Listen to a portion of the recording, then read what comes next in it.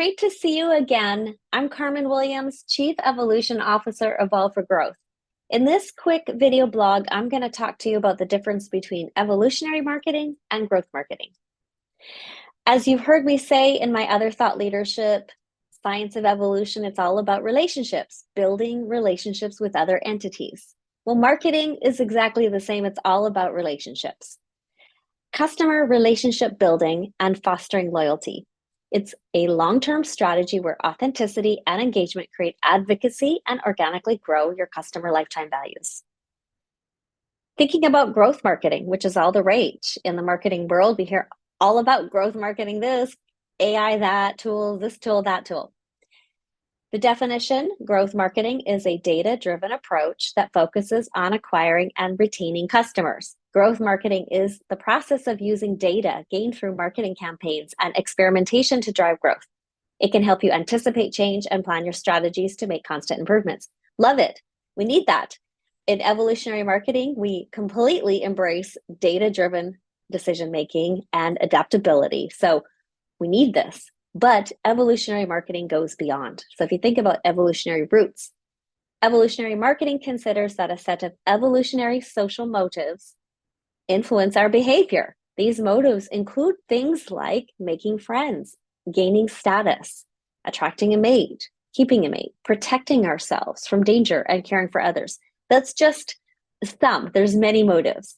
In fact, we all have heard of Maslow's hierarchy of human needs. This is what evolutionary marketers are thinking about daily when we're building relationships with our customers, different groups, our individual customers. So if you think about from an individual example, an individual at the base level is a need. They're hungry. They need food, stability, friendship, status, self-fulfillment.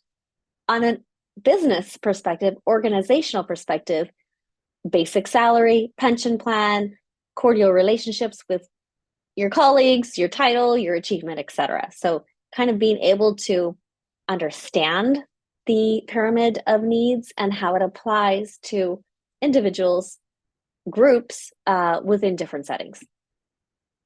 So by considering how and why deep-seated ancestral motives continue to shape modern behavior, we examine their implications for modern marketing and consumer behavior. So now in thinking about applying the wheel of human needs to marketing, basically it's a great framework that categorizes human needs into fundamental categories that drive the behavior.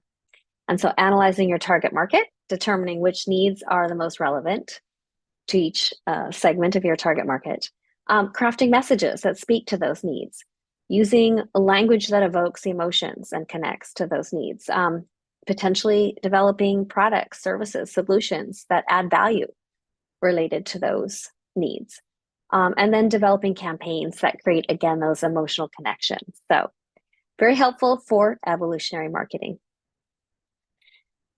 The universal wheel of human needs, I've actually done it a little bit closer so you can see it. It was hard to see there when you see the whole wheel, but just kind of bringing it up closer to kind of get a sense for how we understand how a motive relates to a biological value, the brain systems, and the human values and reinforcers. So, for example, at a base level, feeling safe. Well, this is from a biological value about detecting threats, dissipating fears, enduring via rewards, creating optimism. From the brain systems, it's about reward, fear dampening, conflict resolution, defense systems. And then from human values and reinforces around morality, religion, utopias, peace, promise, authenticity, and simplicity. So understanding the complexity of what motivates us and how our behavior, how our needs, our pain, and our behaviors are connected from a marketing perspective. So introduction, evolutionary marketing, a new science, goes beyond emotions and trends to measure the motives that produce them, establishes the links between many disciplines to help quantify the whys behind our behavior. And this is going to help with mitigating the arbitrary randomness and the improvisation of marketing drastically. This is all from the Association of MBAs, so check out their website and their information on evolutionary marketing. So an example, great example, coffee. Most of us love coffee. Near and dear to my heart. I'm not actually a true coffee drinker. I'm like the foo-foo, non-dairy, decaf, lots of syrups that keep Starbucks in business. But in any case, I can relate to this fully because during the pandemic, I was one of those folks that didn't have a big network. My family's all in Canada. I'm in the US, gone through a divorce, didn't have that network. So I spent a lot of time at Safeway and in the Starbucks coffee lineup because even without when I first started drinking Starbucks coffee, it was in a workplace kind of setting where we went for lunch or a break and you're with your colleagues and that sort of connection that you get. So even though I wasn't getting that during the pandemic, I was getting that emotional connection piece. So that's just my own personal example. But here, the Association of MBAs have kind of mapped out from an engagement ritualization through to the rewards that you're getting to the behavior and the morality and how it all connects with respect to coffee. So a great little example. So just again to recap the differences, growth marketing versus evolutionary marketing, kind of the mindset and our approach. So with growth marketing, people are all just focused about growth at all costs. There's potentially an obsession with tools and tech and AI and automation, the next latest shiny thing. It's all about numbers. We're trying to snag as many people as quickly as possible. It's quantity over quality, build fast and furious, and we'll figure out the whole loyalty later. Whereas evolutionary marketing focuses on sustainable growth. We're very customer centric. We really care about what our customers are thinking, how they're operating, what their motives are.